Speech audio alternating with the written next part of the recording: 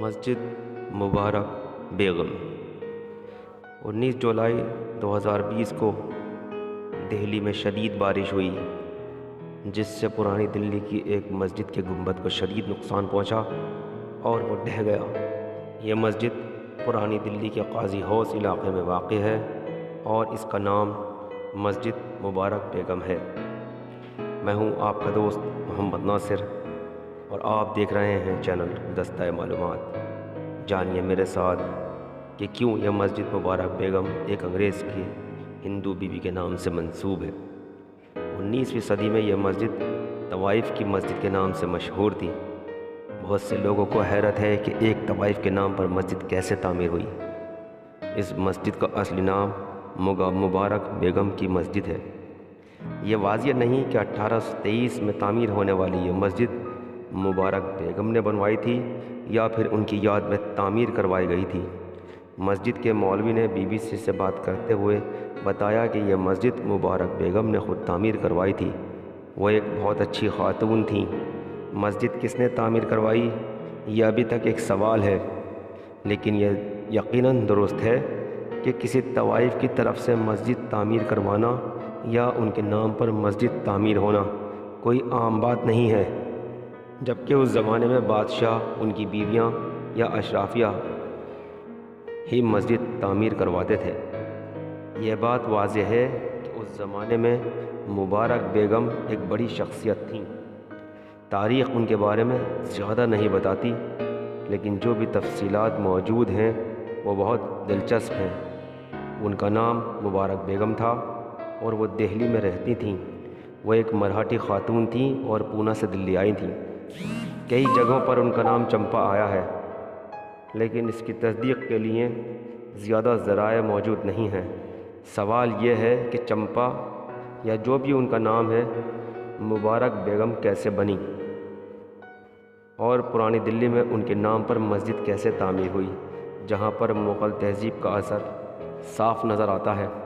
مبارک بیگم اصل میں ایک ہندو تھیں جنہوں نے بعد میں اسلام قبول کر لیا تھا اور ان کا نام بی بی میرات مبارک النساء بیگم رکھا گیا، لیکن وہ مبارک بیگم کے نام سے ہی مشہور ہوئیں۔ ان کی شادی برطانیہ کے ریزیڈنٹ جنرل ڈیوڈ اوکٹرلونی سے ہوئی۔ بعض مورخین کے مطابق انہیں جنرل ڈیوڈ نے بغیر شادی کے ہی رکھا ہوا تھا۔ یہ مغل بادشاہ اکبر دوم کا دور حکومت تھا اور جنرل اوکٹرلونی دہلی میں حکومت برطانیہ کی طرف سے تعینات کیے جانے والے اہلکار تھے۔ جنرل اوکٹرلونی اور مبارک بیگم کے تعلقات کی نوعیت جو بھی ہو، جنرل کی زندگی میں مبارک بیگم کی بہت اہمیت تھی۔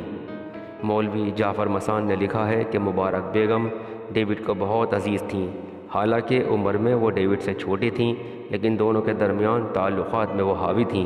وہ جنرل کے سب سے چھوٹے بیٹے کی ماں بھی تھیں، اس لیے جنرل نے مبارک بیگم سے ہونے والی اپنی اولاد کی تربیت مسلمان انداز سے کرنے کا فیصلہ کیا۔ دہلی یونیورسٹی میں تاریخ کے پروفیسر انیرودھ دیشپانڈے کہتے ہیں، برطانوی اور مغل حلقوں دونوں میں مبارک بیگم سے نفرت کی جاتی تھی۔ مبارک بیگم اپنے آپ کو لیڈی اوکٹرلونی کہلواتی تھیں، جو انگریزوں کو پسند نہیں تھا، اور وہ اپنے آپ کو قدسیہ بیگم بھی کہلواتی تھیں، جو مغلوں کو پسند نہیں تھا۔ جنرل اوکٹرلونی نے ایک باغ تعمیر کروا کر اس کا نام مبارک بیگم رکھا۔ مغل اس باغ میں جانا پسند نہیں کرتے تھے۔ وہ اپنے اصولوں کے مطابق زندگی گزارتی تھیں۔ آج کی طرح مغلوں کے دور میں طوائفوں کو اس حد تک برا نہیں سمجھا جاتا تھا۔ ویشا جیسے ناموں سے انہیں نہیں پکارا جاتا تھا۔ کہا جاتا ہے کہ اس زمانے میں مبارک بیگم ایک مشہور نام تھا۔ دلی میں اپنے دور کے آخری مشاعروں میں سے ایک مشاعرہ مبارک بیگم کے محل میں ہوا تھا، جس میں 40 شعراء نے شرکت کی تھی اور ان میں سے ایک مرزا غالب بھی تھے۔ جب ہولکروں نے دلی پر حملہ کیا تو اس کے دفاع کی ذمہ داری جنرل اوکٹرلونی کے پاس تھی۔ انہوں نے کئی جگہوں میں برطانوی فوج کی قیادت کی۔ 1825 میں ڈیوڈ کا انتقال ہوا۔ پروفیسر دیشپانڈے کہتے ہیں کہ دلی میں اپنے قیام کے دوران جنرل اوکٹرلونی نے مکمل طور پر مغلوں کی تہذیب و ثقافت کو اپنا لیا تھا، اس لیے انہیں سفید فام مغل کہا جانے لگا۔ ضیاء السلام اپنی کتاب وومن ان مسجد میں بتاتے ہیں کہ یہ لڑکی جو پہلے ایک طوائف ہوا کرتی تھی اپنے ماضی سے پوری طرح جان چھڑانے کی کوشش کر رہی تھی اور معاشرے کے اشرافیہ میں شامل ہونے کی کوشش کر رہی تھی۔ اس لیے اس نے پہلے ایک برطانوی سے شادی کی اور اس کے مرنے کے بعد انہوں نے ایک مسلم سردار سے شادی کر لی۔ مسجد کی تعمیر کرانا بھی اشرافیہ میں شامل ہونے کی ان کی کوششوں کا ایک حصہ تھا۔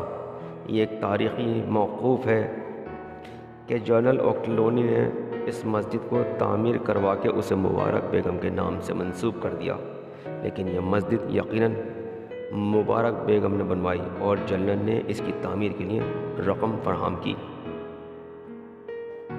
مسجد کی موجودہ حالت۔ مسجد کے داخلی دروازے پر ایک تختی پر مسجد مبارک بیگم لکھا ہوا ہے۔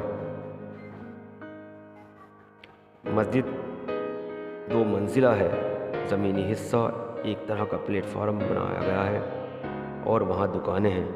پہلی منزل پر مسجد قائم ہے، وہاں نماز کے لیے ایک ہال ہے اور 3 گنبد ہیں۔